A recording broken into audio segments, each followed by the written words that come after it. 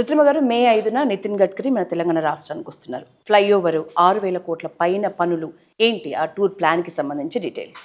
అంటే ఒకటి, నరేంద్ర మోడీ గారు దేశ ప్రధాని అయిన తర్వాత, నితిన్ గడ్కరీ గారు కేంద్ర రోడ్డు రవాణా శాఖ మంత్రి అయిన తర్వాత వారు చాలా ప్రతిష్టాత్మకంగా తీసుకుని భారతదేశం మొత్తంలో కూడా నెట్వర్కింగ్ కనెక్టివిటీ అనేటువంటి దాన్ని విపరీతంగా పెంచేశారు.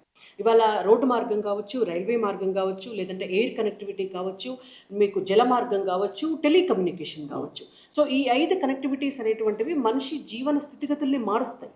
సో వాటిలో భాగంగానే తెలంగాణ రాష్ట్రంలో కూడా 1,24,000 కోట్ల రూపాయల బడ్జెట్ తోటి తెలంగాణ రాష్ట్రంలో రకరకాల నేషనల్ హైవేస్, ఫ్లైఓవర్స్, మనకు air connectivity, Vande Bharat trains, ఇలాంటివన్నీ కూడా నిర్మాణం జరిగినాయి.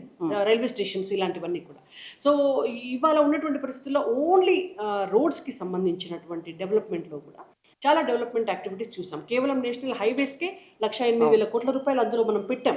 సో ఇప్పుడు నితిన్ గడ్కరీ గారు ఎల్లుండి 5వ తారీఖు నాడు వచ్చి చేయబోయేటటువంటివి కూడా దాదాపుగా 5,200 పైచిలుకు కోట్ల రూపాయలతోటి 2 చోట్ల కూడా వారు ఆదిలాబాద్, మరి పెద్దపల్లికి వెళ్తారు, మన ఆ నుంచి మన ఆదిలాబాద్ కాగజ్ నగర్కి వెళ్తారు, కాగజ్ నగర్ నుంచి హైదరాబాద్కు వస్తారు. ఈ 2 ప్రాంతాల దగ్గర నుంచి కూడా వారు అనేక, అంటే దాదాపుగా ఒక 5 ప్రాజెక్ట్స్ని ఇక్కడ ఉండి, ఈ 2 ప్రాంతాల్లో ఉండి వర్చువల్గా ప్రారంభించబోతున్నారు. తెలంగాణ రాష్ట్రము ఎక్కడ చూసినా కూడా రోడ్డు మార్గం అనేటువంటిది ప్రజలకి అనుకూలంగా ఉండాలి అని చెప్పడానికి కేంద్ర ప్రభుత్వం ఎంత దార్శనికతతో పనిచేస్తుంది అనడానికి ఇది ఒక ఉదాహరణ. ఓకే.